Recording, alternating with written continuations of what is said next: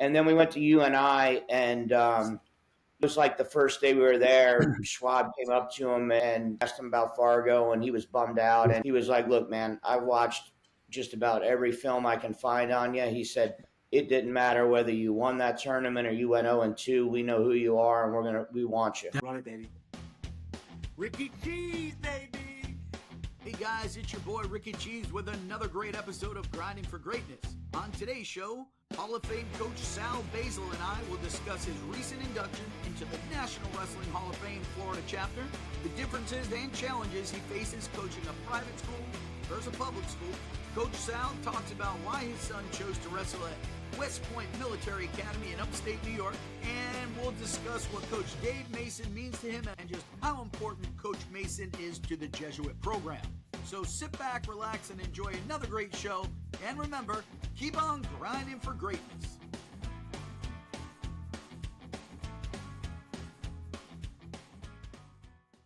Sal, thanks so much for coming on to Grinding for Greatness podcast. I really appreciate it. I know you're a busy guy. What's going on tonight, man?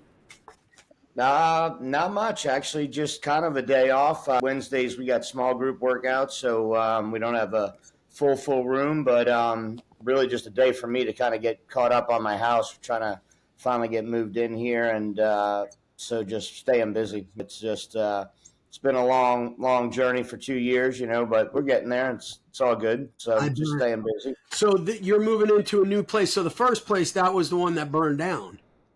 Yeah. So house burned down. We ended up, it was kind of wild. The first month we bounced around for a couple different Airbnbs and stayed at a buddy of mine's house for the first go. And then we rented a townhome in South Tampa, and we rebuilt on the same property that we had, but they had to level it to a slab. Wow. So yeah, we thought we were hoping within a year, but here it is, 2 years. July 22nd was 2 years. So just over 2 years, and we're finally back in here. So It's been good. It's been wild. It's been a learning experience, but it's all good. That is crazy. I remember exactly when it happened, man. I felt so bad. And the one thing that I was so proud of is that when I mentioned it on TFWR, man, the wrestling community stepped up big time, man. And it just goes to show you how many people love you.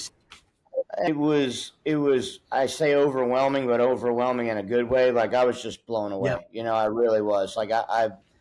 I'm not one to really ask for help or that kind of thing, and I was speechless. It shows you what our community is all about. It sucks that it has to be things like that. That sometimes we need the eye opener to see what it's all about. But no, it was amazing. I mean, we would have been in a lot of trouble without the help, and I appreciate you and everybody who stepped up. I mean, it was, like I said, it was mind blowing. Man, I'm just, what, you think about what could have happened, I'm sure you guys lost a lot of sentimental stuff that you'll never get back as far as pictures and whatever it is, but it could have been so much worse. Just thank God nobody was hurt. Thank God everybody's safe and healthy.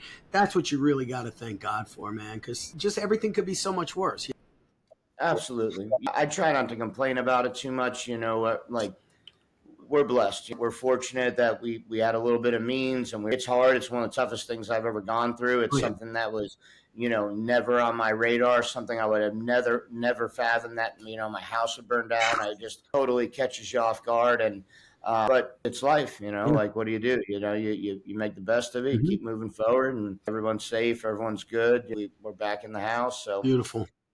Just a speed bump in the road, I guess. That's it. The speed bump in life. Well, let's turn to something a little bit more cheerful. For those people who don't know, let me just rattle off a couple of your accolades because they're just awesome. UCA Coach of the Year 2010-2011, USA Wrestling Assistant Coach of the Year 2011, Hernando County Coach of the Year 2013, 14, and 15. This one's great. Florida Dairy Farmers Coach of the Year. That's a huge honor. Florida Dairy Farmers Coach of the Year 2013, 2019, 2022, 2024. The NFHS Coach of the Year 2018, 2019. I might say this name wrong. The Joel Medjbo Coach of the Year. That's a Hillsborough County award. You had that 2019, 2020. And most recently, and I'm so happy I was there to see it happen, got inducted into the National Wrestling Hall of Fame Florida Chapter 2024, class of 2024. Now, I can't congratulate you enough for that. It was awesome to sit there, watch you get up there, listen to your acceptance speech. I got the chills. Everyone at my table was smiling from ear to ear. It couldn't have happened to a better guy. Let's start the podcast with that. What did that mean to you, man? It's humbling. It's truly humbling. For me, I kind of mentioned this to Dan Ward when I was talking to him, but I think what means the most to me is just that enough people felt that I was relevant, that I was worthy of that. You look at the people that have been inducted, and it's people I've looked up to. It's people I've learned from. It's people that I still look up to. So it was just really cool to be recognized in that way, and just have that that recognition that, hey, you've been in that, meant that much to the sport, and meant that much to it, and it was awesome. I mean, it was a great weekend. Loved having my family there. I mean, I had a lot of kids from coach way back. I had one kid, flew all the way from Seattle, Washington to be there, and from PA, and it was truly humbling. It was just definitely a once in a lifetime thing. No doubt about it. Well, that's something that you're going to have as a label for the rest of your life, and very well deserved. Listen, you spent many years in and around the sport, both as a competitor, a coach, a mentor. You graduated Springstead High School in 1993, if I'm not mistaken, correct? Yes, correct. Okay, you were a state placer, right? Yeah. All right, then you were the head coach at Springstead until 2015, right? Yes. Okay, 2015, I believe you moved to Tampa, and you took the job as the head coach at, now, is it pronounced Jesuit or Jesuit? I would say either one. Jesuit's pretty good, yeah. Okay, so I'm going to say it the way you say it. So you took the job, head coach at Tampa Jesuit, and that was actually the year when Ethan was a freshman, correct? So when I took over, he was actually in 8th grade. Oh, 8th grade, okay.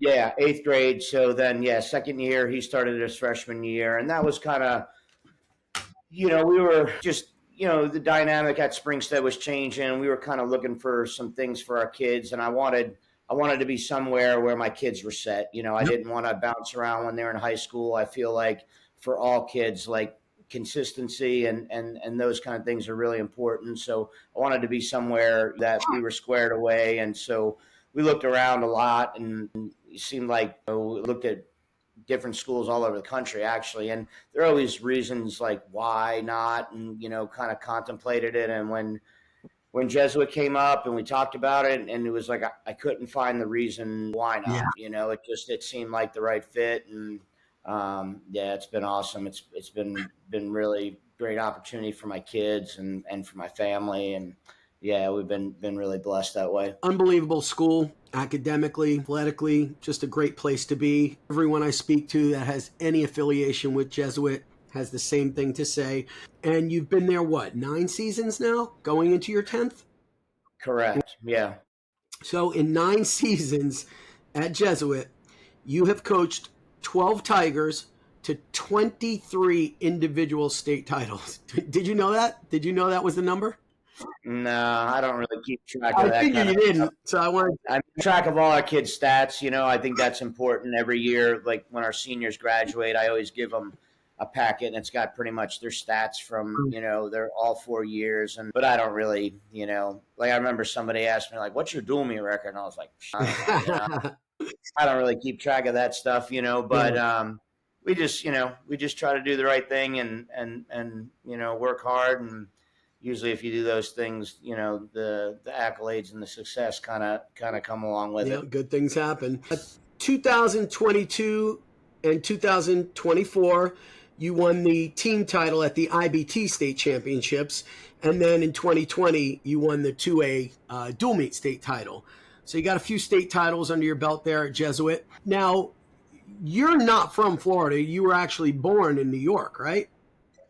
Yeah, I was born in New York, but my parents moved here when I was like a year old. Okay. So pretty much, yeah, pretty much Florida boy. My parents moved to Hudson, Florida when I Yeah. was, like I said, a year old. So been here my whole life. Okay. And that was back in 1977, 78, something like that. Yeah, 76. Yeah, 76. somewhere Okay. around there. Yeah, a long time ago. And now I don't know if this is true. You can confirm it or say no, it's not true. But I heard that you didn't start wrestling until like 10th or 11th grade. Is that right? Yeah, I started wrestling the summer going into my junior year. Wow, man. How'd that happen? What got you into wrestling? So I went to Springstead High School, and I really knew nothing about wrestling at all, like literally nothing. I'd never seen wrestling, and had no idea they had a great program. And I started meeting some of the wrestlers, and one of them was like, "Hey, why don't you wrestle?" And I was like, "Man, I don't know anything about it," So they were like, "Man, you should come check out a match." And I went to a dual meet, and it was awesome. It was like one of the, back then, I'll say this, like Coach Levia had it going on, and times were different. Dual meets were a huge thing. Like Yeah. the whole dynamic of wrestling back then was different. Like you didn't wrestle tournaments every single weekend. Right. We had like 3 or 4 tournaments a year, but it was pretty much all dual meets. We would wrestle at least once a week or twice a week a dual meet. And I went to a dual meet, and it was like the gym was totally packed. Yeah. Both sides of the bleachers were out, and I just I watched it, and I was like, damn, man, it was a feeling like I had never gotten. I got goosebumps.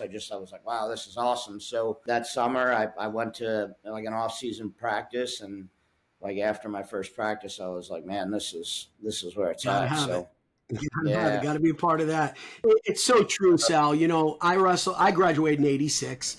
I was over at St. Thomas Aquinas in Fort Lauderdale. And then my senior year, I moved up to Tallahassee. I graduated from Lincoln. But at St. Thomas, in those years, like in your years, we didn't have a lot of tournaments. It was mostly duels. And I yeah, remember they don't have these much. Every now and then you'll see one pop up, but we had an in-school dual meet, a yeah, during yeah, school dual meet. And let me tell you something, man. We were rock stars. It was like yeah. we were rock stars. The gymnasium, it was rocking, man. Those things are awesome. Very Yeah. cool. Yeah, we did that one time actually when I was coaching at Springstead.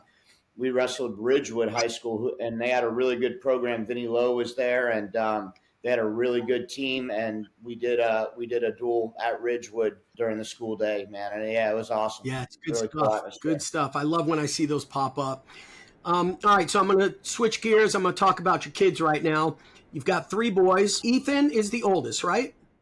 Correct. Ethan, 2-time FHSA state champ, currently wrestling for Coach Doug Schwab at University of Northern Iowa. How did Ethan pick Northern Iowa? What made him go there? I mean, I love Schwab. He's awesome. But what made Ethan choose Northern Iowa? Doug Schwab, a lot of it, Yeah. he had a lot of, he won NHSCA's his junior year, and he was getting recruited quite a bit, and we went on a little bit of a tour. We went to NC State, we went to Minnesota, we went to a few different schools, and it was just a fit for him, he loved Schwab, and Ethan's real old school, like their program. It's a no frills. It's just you go in, you put your work in, you do it right. And the one thing I think really sold him on UNI, which I've told a lot of people this, I think it's a really cool testament to who they are at UNI. But we had went to Fargo, and thought Ethan could All-American, and he was good enough to All-American.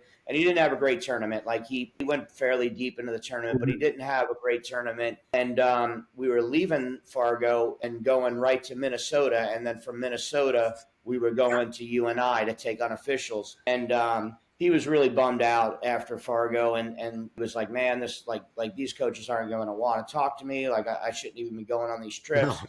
And we went to Minnesota, and it was awesome. The facilities were amazing. It was really cool. And then we went to UNI, and it was like the first day we were there, Schwab came up to him and asked him about Fargo, and he was bummed out. And he was like, look, man, I've watched just about every film I can find on you. He said, it didn't matter whether you won that tournament or you went 0-2. We know who you are, and we want you. That's And I think for him, it was like, all right, because that was really the thing that was, causing some stress and causing some, uncertainty. And when he heard that, I think it was just like, all right, wow, like these are the guys that are going to believe in me, So, and it's been awesome. Like those guys are, man, him and Roper are like, I'll push that program all the time. Like I love them. I've got a good relationship with them. When you want to talk about like having your kid around good people, man, it doesn't get much better. Yeah. Obviously the coaching is there, that everything else is there, but when you want to talk about like your kids being around people who you can trust and who are going to, take them in like they're their own, man, they do it right. That's the guy, yeah. So Doug Schwab, he actually wrestled for Gable at Iowa. Correct, yeah. Well, did he win a national title or no? He did. He wanted his Yeah, I thought he's got a brother too, right? His freshman year, I want to say, and then didn't win it again after that. And I want to say his freshman year was Gable's last year. I think Zaleski came in after that. I'm not 100%. I'm not great with that stuff, but yeah, but he won it his first year. If it wasn't his first year, it was his second year, and then a couple of times kind of came up short. I mean, but he's had an amazing career. Yeah, I thought I remembered him winning it. And doesn't he have a brother, Mark? He does. Yeah. Mark was tough, Mark, bitch too. Mark was really good too. Yeah. Yeah. So Ethan is definitely with guys that know what's up and how to get to the top. And Ethan's doing well. He was a national qualifier 2024, right? Yes. No, he qualified for Big 12. So his freshman year was the COVID year. So it's kind of crazy. They had like a shortened year. They only wrestled, I think they started in January or whatever, and he ended up going to Big 12s. And then he's had some rough breaks, man. He had 2 herniated discs in his neck. Oh, man. Got back from that, was doing really well, was in like the quarters of the Midlands, ended up tearing his MCL, was out for a while with MCL. During that time, he ended up getting mono, sat out for a while. And then, so he had mono, and then was looking like he was going to start this year. Everything was going good, and he went to an open, and he kept like calling me, and he's like, man, I don't know what's wrong. Like, I can't recover. Like, I get exhausted and whatever.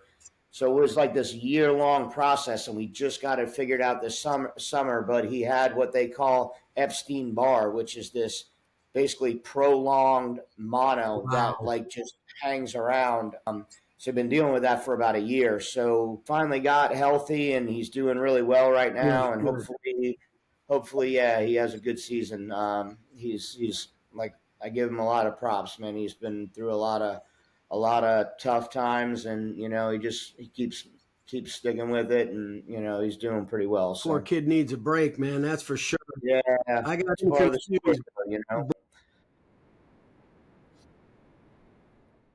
Yes. Yep. Okay. Yep. Yep.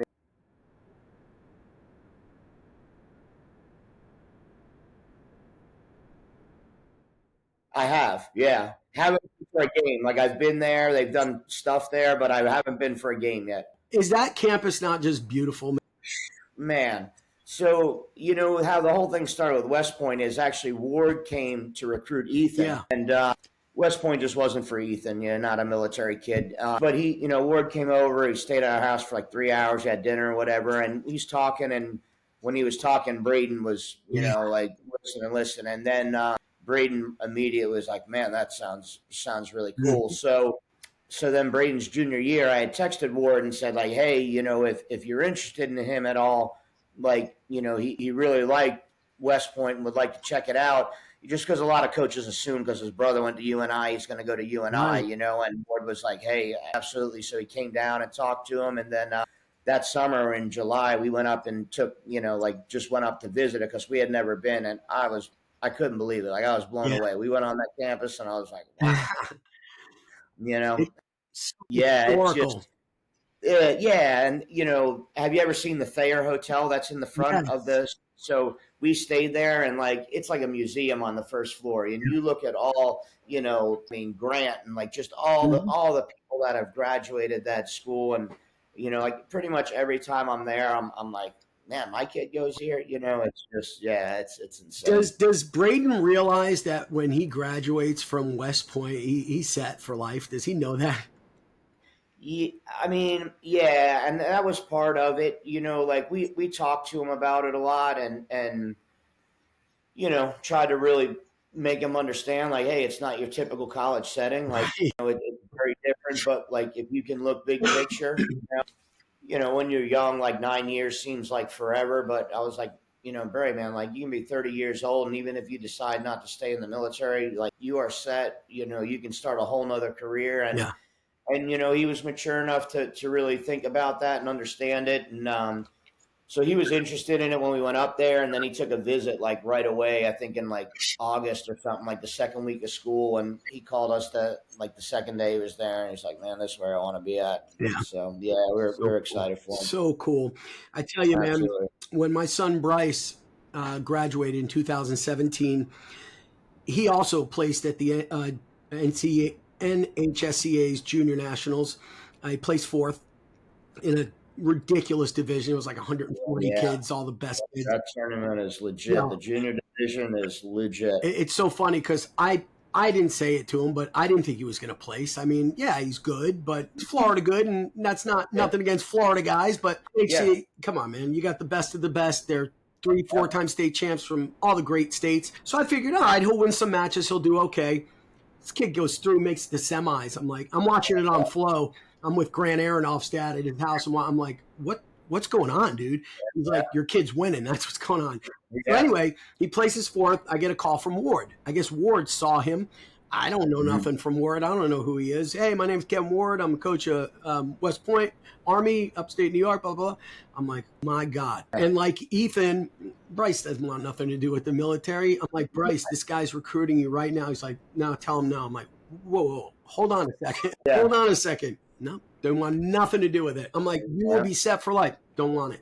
Don't want it. Okay, no problem. Anyways, yeah, so Braden's good. And then Mason will be a sophomore this season, correct? Yes. Placed third, 2A state championships as a freshman.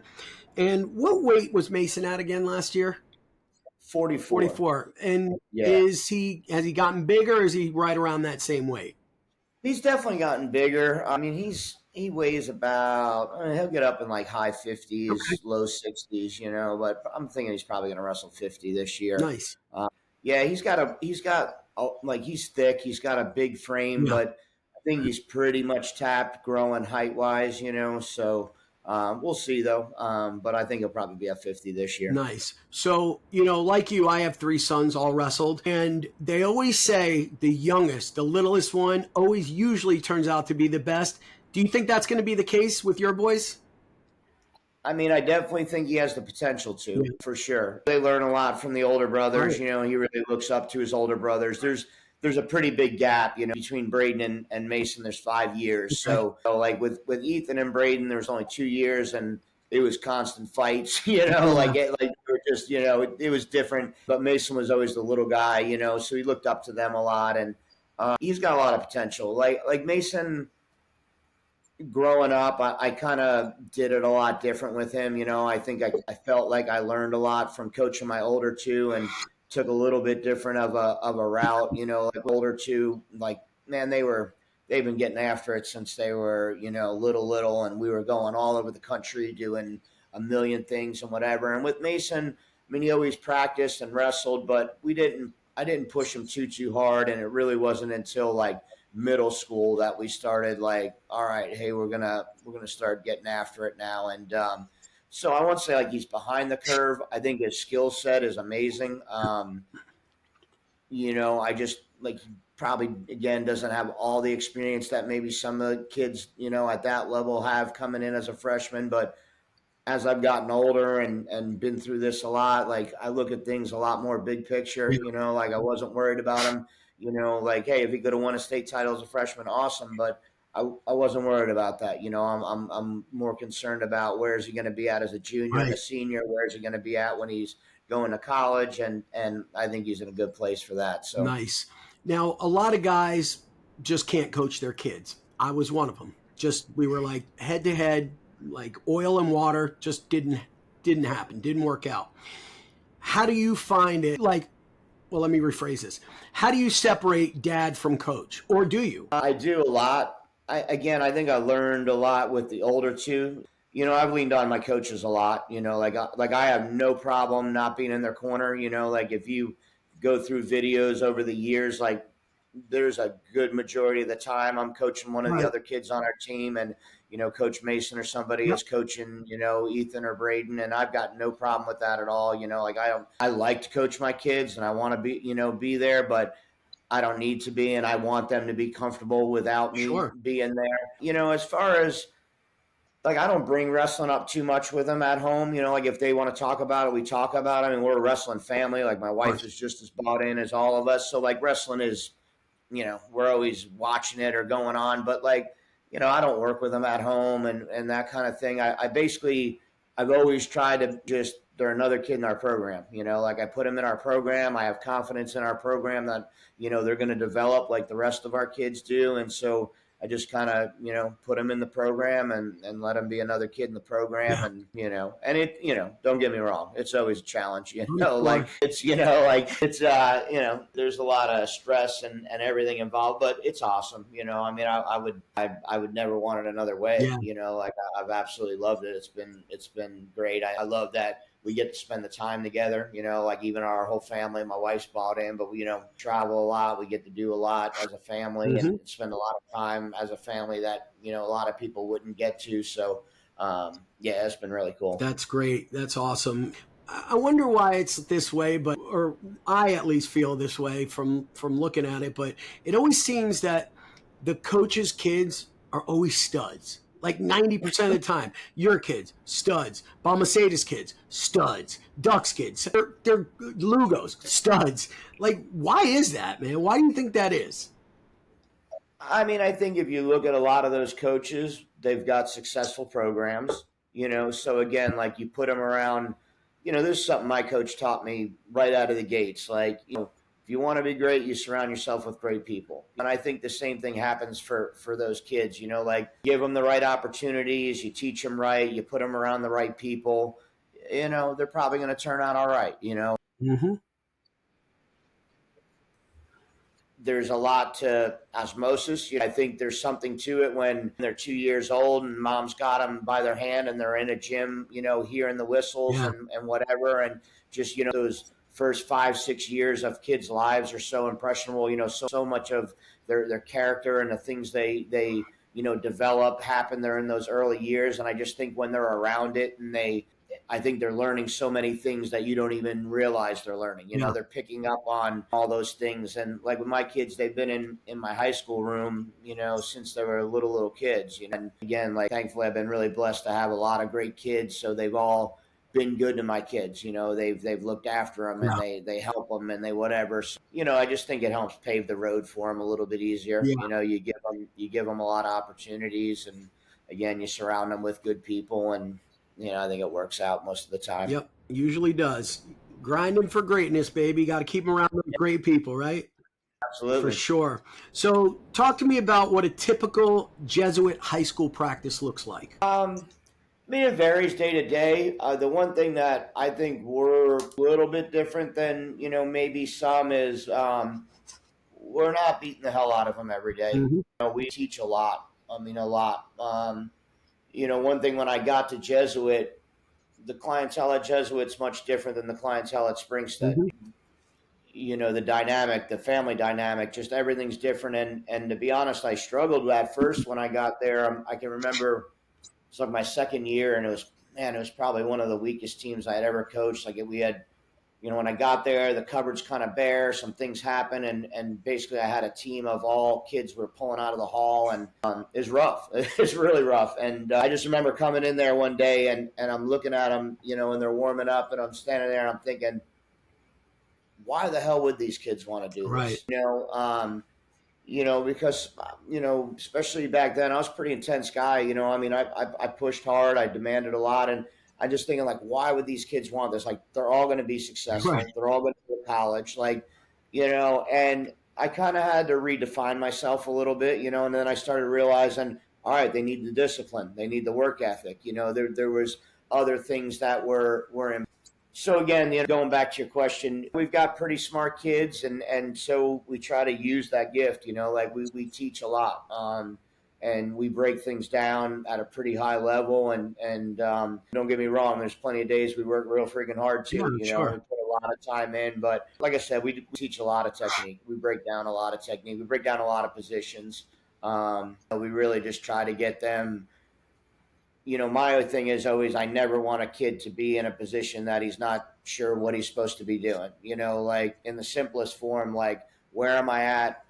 Where do I have to get to? How do I get there? Hmm. And like, you know, the more we can cover with that, I just think the better off they're going to be. So I think that's been one of the reasons why we've had guys doing pretty well at college, because I see a lot of high school guys that you can get away with a lot of things. I won't say like smoke and mirrors, but there's a lot of, I say, flaws in your game that you can get away with at the high school level, but at some point, like all those weaknesses are going to get exploited. Yeah. And my thing I always say is like, are you the real deal or not? And like the real deal umbrellas a lot, like the work ethic, Hmm. the discipline, all that stuff. But like if you're going to be the real deal, there's a lot involved in that. Like and so we try to hit all of that as much as Yeah. possible. And like I said, I think we probably teach a lot more and really focus on positions and technique a lot more than maybe some. Yeah, nice. That's awesome.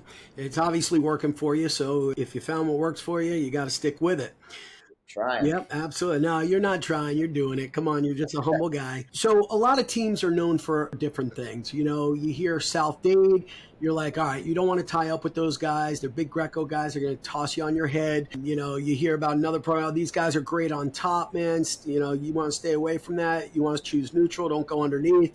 What's Jesuit known for? Is there anything in particular Jesuit does really well that they're known for at this point? You know, I don't know that I could really pinpoint one thing. I think the one thing we try to really hammer is just being disciplined. Like we're gonna wrestle discipline. Like we're not gonna make many mistakes. We're gonna stay in the match the whole time. We're gonna know how to wrestle positions. We I felt like last year our state tournament, like our top game, really was a factor. Like I felt like we won a lot of matches with our top Hmm. game, and but we try to be well rounded. Like we don't just want to be great on our feet, or or we're just great on top, or we got a great cradle. Again, we try to really hit all bases and try to be as well rounded as we can. So yeah, I don't know that there's one defining factor. Like I said, I think we just really try to be disciplined and wrestle, pretty strategic and solid in all positions. Okay. And when it comes to developing young wrestlers, both athletically and in their personal lives, what's your philosophy on that? How do you do that? So I mean, again, I think this is something as I've gotten older, have probably changed my view, but we really try to, one, the skill development. That's something that I'm always hammering, and I think like you never get too old for that. And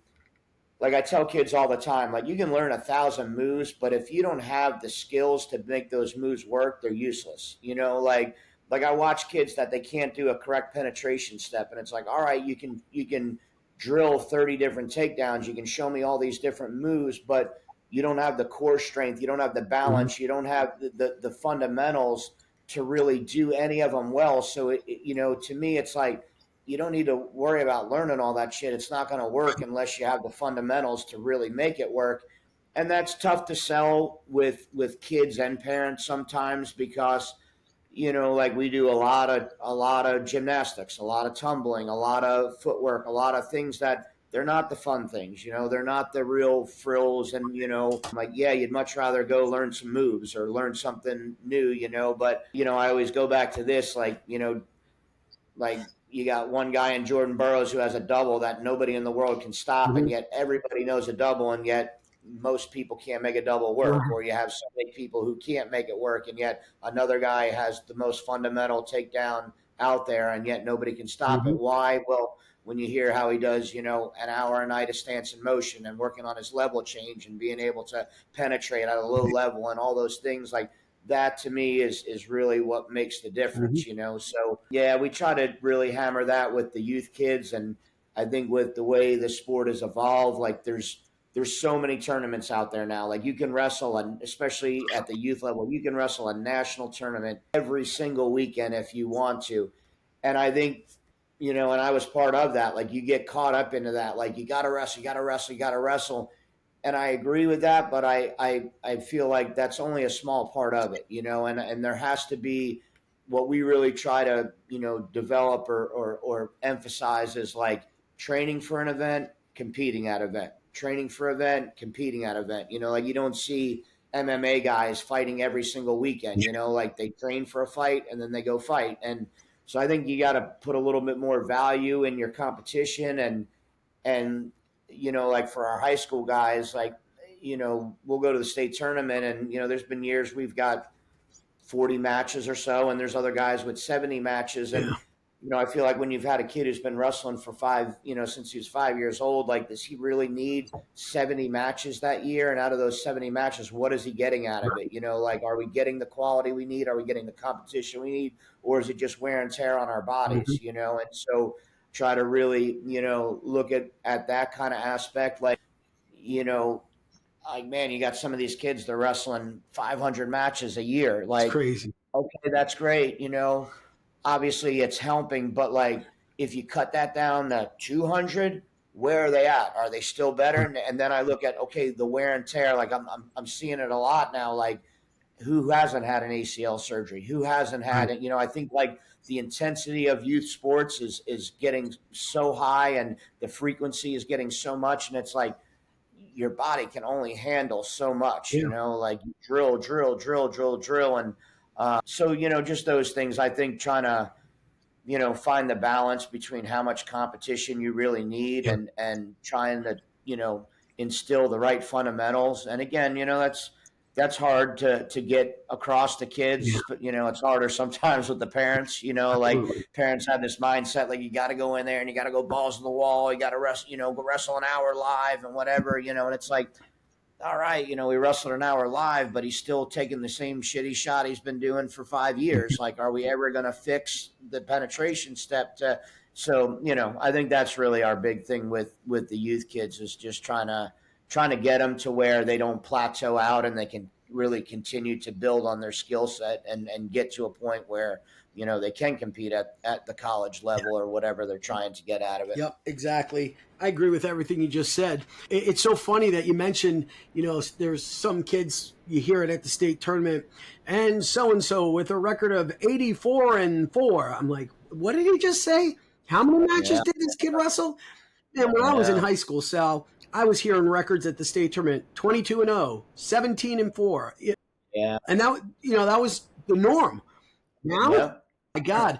And I think to myself, when a kid has 60, 70, 80 matches, and in some cases more, is that beneficial or is it detrimental? Yeah. When are they peaking? Are they peaking too soon? Did they already... I don't know. I don't know if it's good or bad. I guess that's for each individual. Yeah, I'm definitely not saying I'm right. I think if you look at the trends, though, like, you look at Penn State and, like, what they're doing now, right? Like, scaling back, like, maybe it is too much, whatever. Obviously, there's balance. But I think you're starting to see it the same thing. Like, you're looking at these college teams, like, they're not wrestling, every single weekend even. They're not, and again, like, you've got a lot of kids that have been wrestling a lot since they were 5, 6 years old, like how much can their bodies take and how much, and just, they might still love it, but are they still like passionate about it? Do they like, is it still keeping them up at night? Are they still, like, and I feel the same way for tournaments. Like when you wrestle a tournament every single weekend, it's like, it's just another tournament, where it should be like, that's what you're that's what you're getting up for, Right. like you're going to compete, like it's on, and I think sometimes you got to pull them back a little bit to really get that out of them. For sure. Let me ask you this question. How do you teach your athletes about handling setbacks and losses? Like, how do you teach that to your kids? How do you teach them to deal with that? Setbacks and losses. I think it's a lot easier said than done.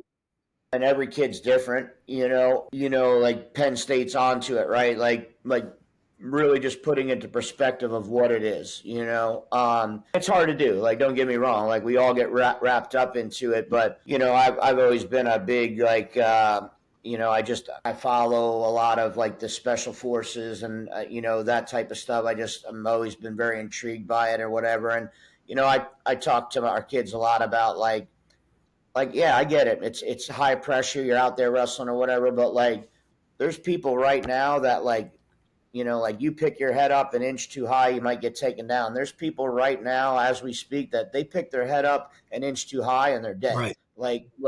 You know, like, and you know, obviously it's kind of gruesome or whatever, but it's just, again, like just trying to put it into perspective of what it really is. Right. Like, it's high school sports, Right. you know, like I've been there, you know, like my son lost, you know, in the state finals his junior year. And it's like, man, you know, you feel like the world's coming to an end or whatever. And, you know, but man, when it's all said and done, you move on and, you know, and a lot of times those are the moments you grow from the most, you know? So, you know, we just really try to emphasize that a lot. You know, we're a pretty, you know, we're obviously a Catholic school, and faith is a big part of what we do. And, you know, so, you know, putting trust in your faith. And, you know, I just really try to constantly hammer those kind of things of like, you know, take it for what it's Yeah. worth, you know, like look at it for what it really is, and try to get outside of the emotions a little bit. And you know, use case examples and those kind of things. But you know, definitely easier said than done. You know, it's an emotional sport, you know, and all kids are different.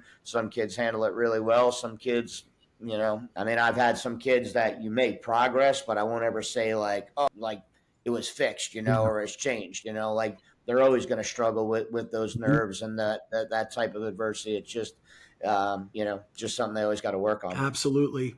Now, you know, I've spoken to many coaches in the past and I hear a lot of the same things.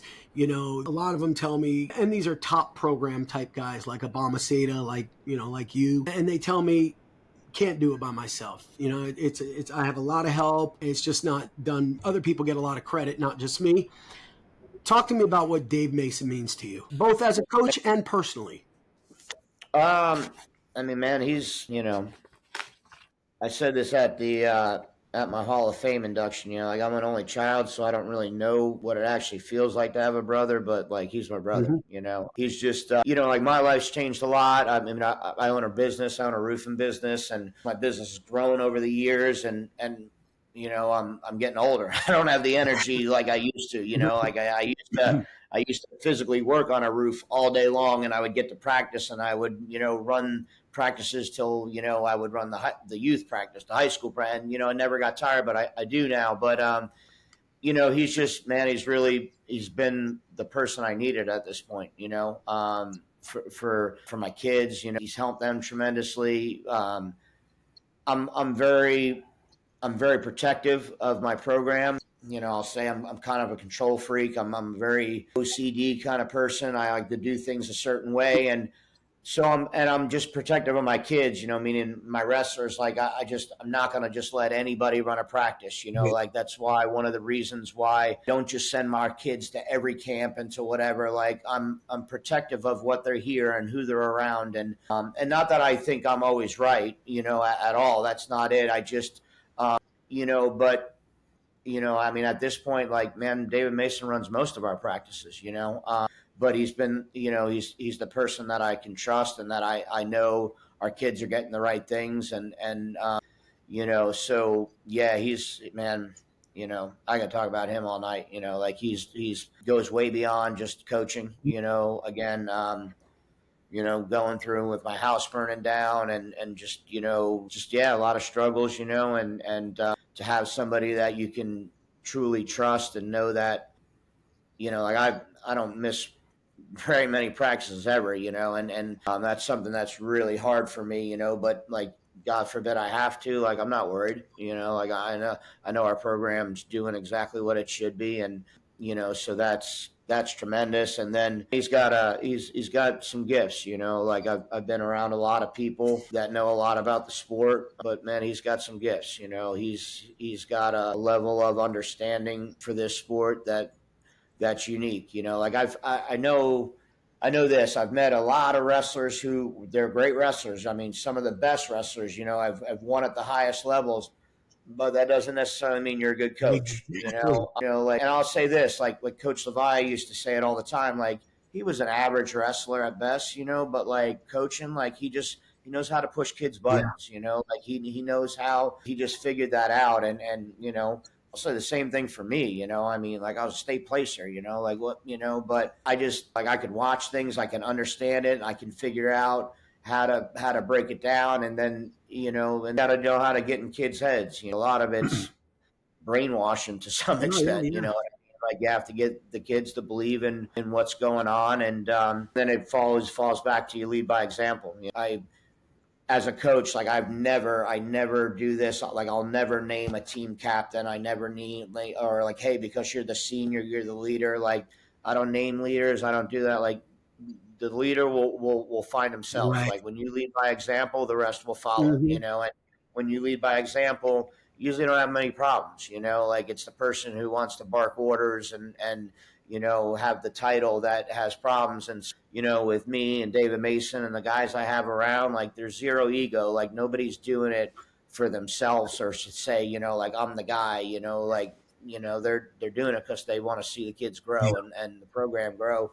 So that kind of just becomes contagious, and the kids buy into it pretty easy. Yeah, it's very easy to see as an outsider looking in at the Jesuit program that none of the coaches are bigger than the program. It's so easy to see that you guys just love the team and the program so much, and there's no egos there.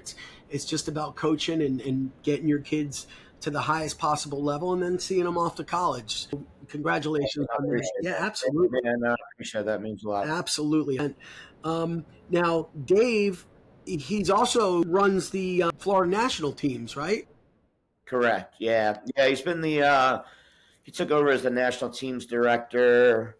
Is this the third year or second? I want to think this is the second full year that he took over with the national teams. So yeah, it's he's doing an awesome job. Doing Like a very good job. Absolutely. yeah, we've both been involved in it. Like I've coached, I don't know, one of the dual teams, Fargo. I mean, I've done that for a long, long time, and he has. In fact, that's how him and I really like. I knew of him when he was coaching at Manatee, but we coached the cadet duals team together, and that was the first time where we really spent some time around each other and talked. But, the FAWA has gone through, like going way back. Like there's been some rough Oh, times, yeah. and there's been a lot of, people got upset with it or whatever. Hmm. And I think we're finally like in a good direction. It's because we have good people in place. We have Absolutely. people again who care about the kids and are doing things for the right reasons. Yep. And he's a big part of that. And so, yeah, I think, I mean, you look at the numbers, like the FAWA state tournament and the qualifier, like the numbers are through the Yeah. roof. Like it's grown tremendously. And yeah, that's a lot of him for sure. That's awesome. Well, congratulations to Dave Mason. Tell him I said he's doing a hell of a job. I really do believe that.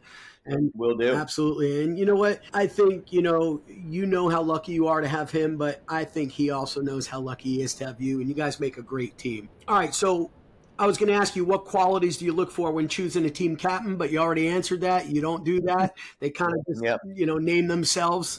So, and that's awesome. I love that as well. How do you maintain a positive and open line of communication with your parents?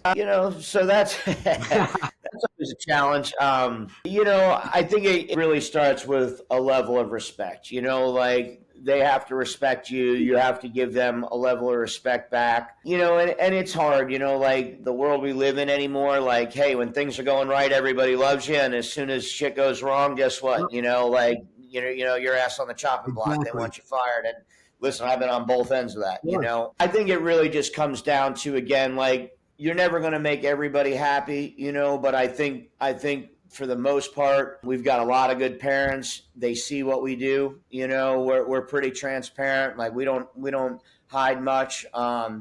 So I think they see what we do, and they see the results of their kids. I think they realize very quickly that I'm way more about who they are as individuals, how they carry themselves, the things that they're doing outside of the wrestling room, just as much or probably more than wrestling. So we really don't have too much trouble. Again, I think just the parents see what we do, and there's always issues here and there, but I mean, we've been pretty blessed over there. Like we've got a lot of good parents, and we look for the right type of kid. Jesuit's a very difficult school to get into. Like we're never going to be a school that, hey, we're going to get 15 kids in a year. It's a very, very hard dynamic to get kids.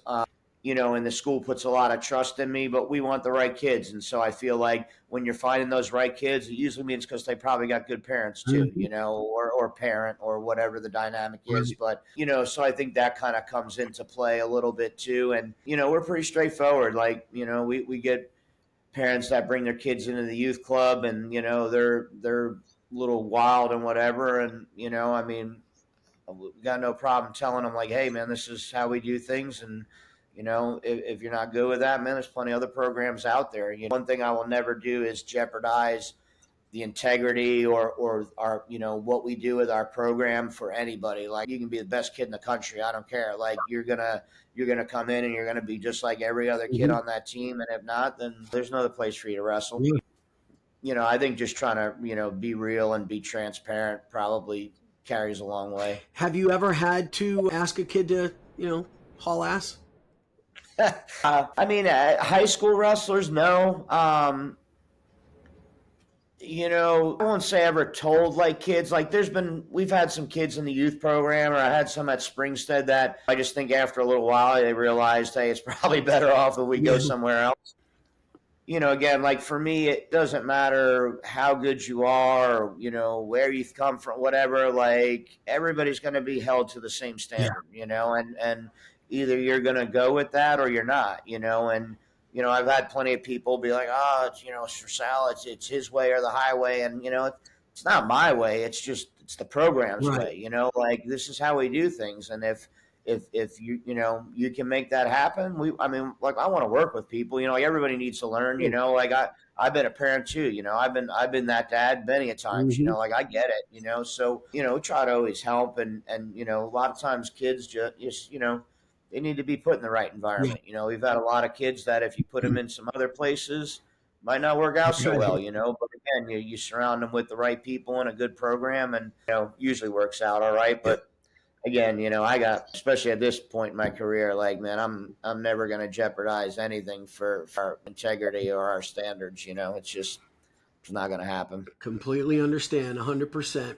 How important to the Jesuit high school wrestling program is the Tampa Bay Little Tigers? Oh, it's the lifeline. Yeah. I mean, you take away the youth club, you might as well, take our heart out. Yeah. It's really the bottom line. When I got there was no youth program, and it took me a while to get a youth program. Like Jesuit's very, very calculated in everything they do. And they're, it was literally like, you would think I was, trying to, like do a Fortune 500 merger, Right. it took a lot. It was probably over a year-long process to get a youth club there.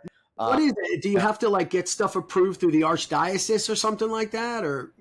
No, like when I first got there, like it was really frustrating. And now on the flip side of it, it's what I love about the school so much. It's just, they're going to do things right. And just like our program, like they're never going to jeopardize or, lower their standards or do anything for any amount of success or for any amount of money. Like it doesn't matter. So like when when I was, basically put together a proposal, just like a business deal, hey, this is what I want to do with the youth program.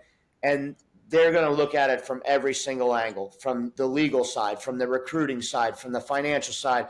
One thing Jesuit in the past has had issues with is, Jesuit's got a lot of clout and a lot of, wealthy people and whatever. And there were a lot of people taking advantage of the Jesuit name, like charging people, lessons and like basically using the Jesuit, logo and the Jesuit theme to profit themselves. Yep. And so they're just very cautious of all that stuff. So like they're going to, their board is a lot of very intelligent people. And again, they're going to look at everything from financial, legal, recruiting, like they're going to look at everything from every angle. And, it sometimes gets tedious, and gets wearing. But again, I think, that's why the product is as good as it is. The school has the most integrity I've ever seen out of any school. Like I was really concerned when I went there, like, all right, it's a private school. Like, hey, so-and-so donates $1 million. You tell me I got to start this kid, and Jesuit is not that way at all. Like their class sizes are locked in. There's like this year, our freshman class was, I think, 188 students, and there was like over 1,200 students that tested for that 188 spots, and so like they don't need your money. They don't care who you are in the community. They don't care what type of clout you have. Like they don't care, so that's one thing I really like about them. But they're just very thorough. Like everything they do is very, very thorough. But it's also, it's got to kind of be a double-edged sword, I would think, a little bit. And I'll explain what I mean. So, at St. Thomas Aquinas, Bryce didn't start there. He started at a public school, Palm Beach Central, had the opportunity to go over to American Heritage Del Rey. He went there his sophomore year, absolutely hated it. Just wasn't for him. And, got a call and, hey, man, like to have your kid. And I'm like, listen, at the time I was in a bad way, man. And it's not that expensive to go to St. Thomas, but it's like, I don't know, 12, 13 grand a year, which is nothing compared to American Heritage. It was 35,000 a year. Is it really? Wow. Yeah, that's what it is now there. But I couldn't do it. I couldn't do it. Yeah.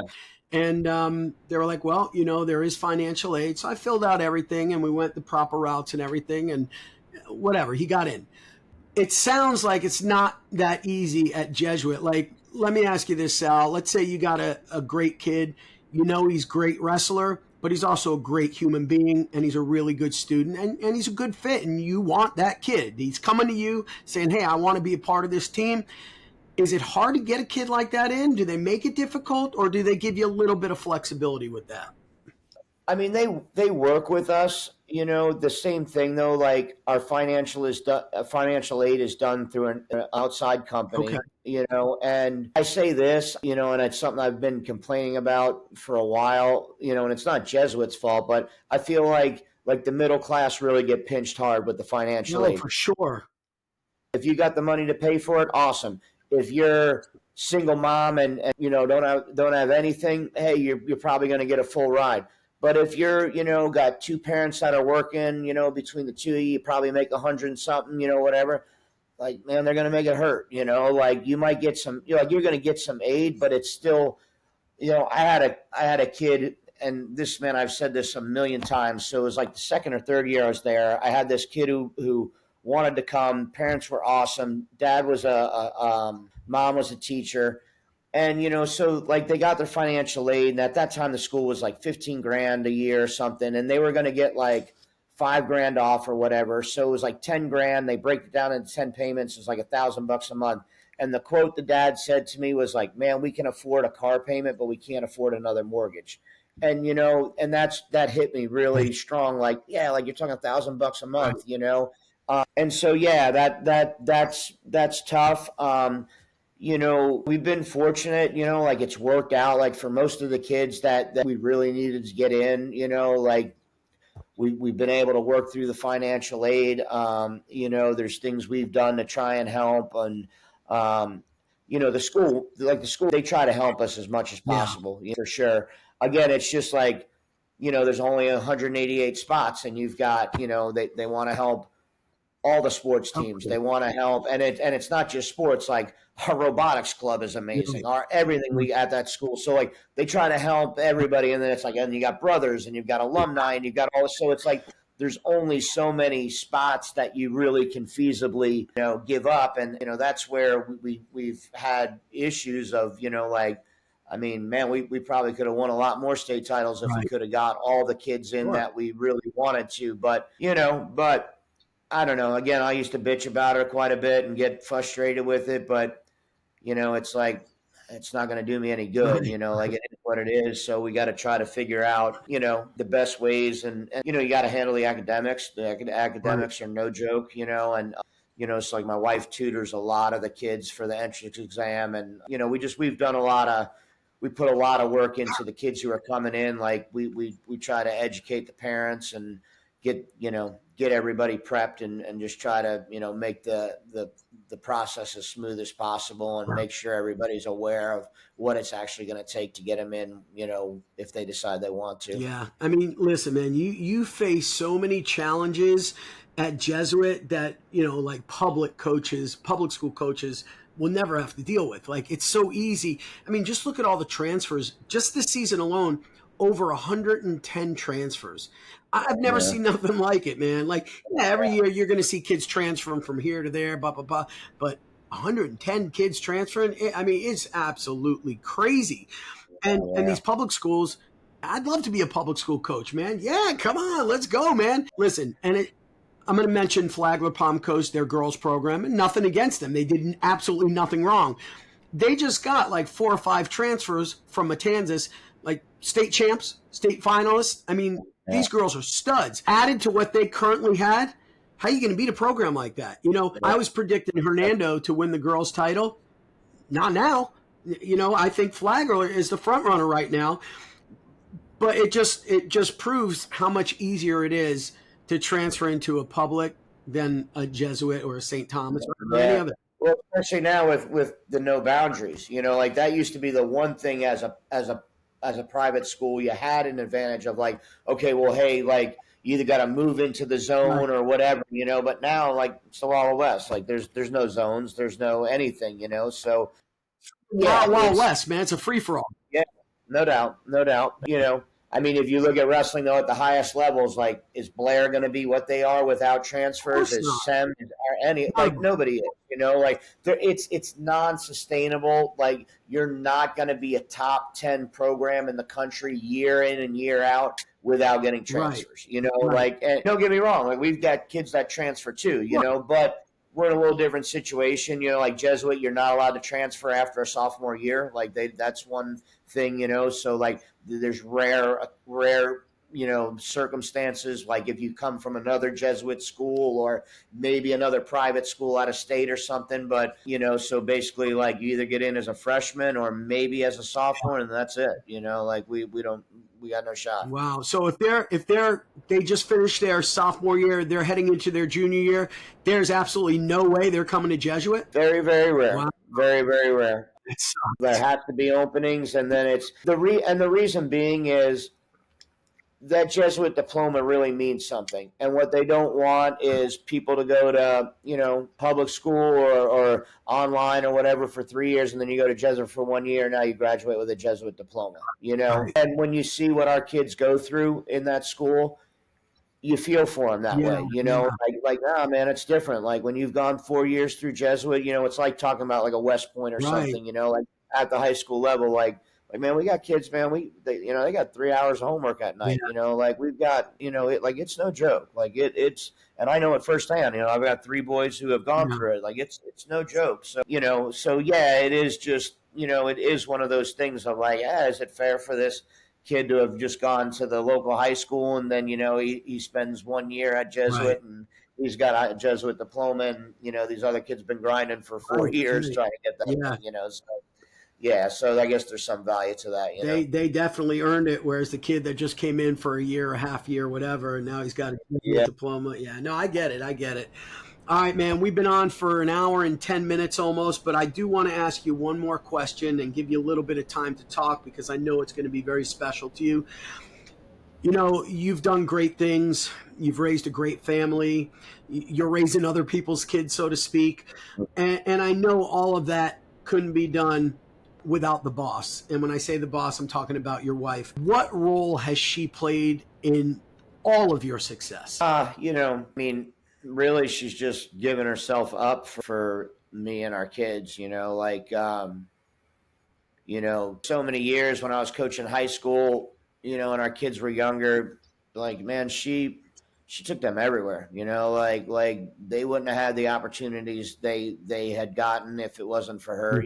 She cooks for us. She, she makes sure they hey, the meals, the time. I mean, and she does a lot for our team too. I mean, like whenever we host tournaments, she runs the computer. Like she's, she loves the sport, she does, she's into it. But, she just, really is, it's like her life is on the side kind of, and, we try to, you know, make sure we take care of her, you know. I don't think she regrets any of it. I think she's been really happy with it. I think it's been a way for her where if she wasn't connected with wrestling, it'd be like, the boys are doing their thing. And, you know, Right. she's kind of, you know, where, you know, she gets to spend that time with her kids and, you know, all those emotions and those things that go along with doing that stuff. But yeah, man, she's been amazing, man. It's like she's put up with a lot of shit. I tell you what, man. You know, I'll be the first to say it, man. Like you know, I'm not easy to deal with a lot of times. Like I'm not, and you know, she put up with a lot and just you know, supports me. I mean, you know, just yeah, man, it's become her life. You know, like really has become her life. You know, she puts a lot into it. She cares about. Like I said, she tutors all our incoming freshmen for the test. You So know, like cool. she'll start in October and tutor them all the way through December. And yeah, man, she does a Is lot, she a man. teacher? Is that what she does or no? She did teach. She did teach. She kind of retired. She has got a little business she does on her Hmm. side now. Like we've been blessed that we're in a position that she doesn't have to work, you know. So that's been something that I've been glad that she doesn't have to. I know at one point she was actually teaching at George Jenkins, and she was like leaving early in the morning, and you know she'd get back late, and like she was just missing, like you know, Yeah. like she's gone before the kids got to school, you know, and then we get home late at night, like she's never seeing them. So that was really one of the big reasons, you know, she wanted to be able to be around more and help them out more Yeah. and do stuff with them. So so that's been really good for her. Awesome. That's so nice to hear. You know, I'm a big firm believer that the wrestling coach's wife sacrifices so much. You know, just during the regular season alone, you know, their husbands are gone all the time and you know, especially those that you know, those coaches that don't even have kids on the team, they're gone and she's sitting at home doing nothing. And I think they're so important that I even give out an award. I've been doing it the past 2 years, the TFWR Coach's Wife of the Year Award. I started that 2 years ago, and that's how important I think the coaches' wives are. That's So, awesome. That's yeah, awesome. let your wife know. Ricky Marcus said, great job, man. We'll do for sure. That's awesome, man. Absolutely. Sal, I can't thank you enough for giving me an hour and 15 minutes of your time. I know it's very Oh, man, valuable. thank you for having me on, man. I really appreciate it, man. It means a Absolutely. lot. We'll do it again. And when you win another state title this year, we'll have you come back on. And as usual, if you need anything at all, personally or for your program, please hit me up. I'm always here for you. Will do. Will do. Hey, do me a favor. Yeah, man. Text me your address and what size you wear. I'll get you a Man. little gift pack sent out. Yeah, absolutely, I man. would love to wear it. I'm repping the BB train tonight, but as soon as I get it, it'll be on the next show. I promise you. I love it. I All love it, right, man. now, thank you, Sal. Have a great rest of your night. Thanks a lot, Ricky. Appreciate you, All man. right, just hang on for 1 second because I want to make sure after I hit. Hey guys, Ricky Cheese here. Thanks for listening to the show. Remember, you can watch Grinding for Greatness on Spotify, Apple Podcasts, or the GFG YouTube channel. Please subscribe, like, and leave a comment on your favorite episode and who you'd like to see next on the show. I'll see y'all soon on the next episode of Grinding for Greatness.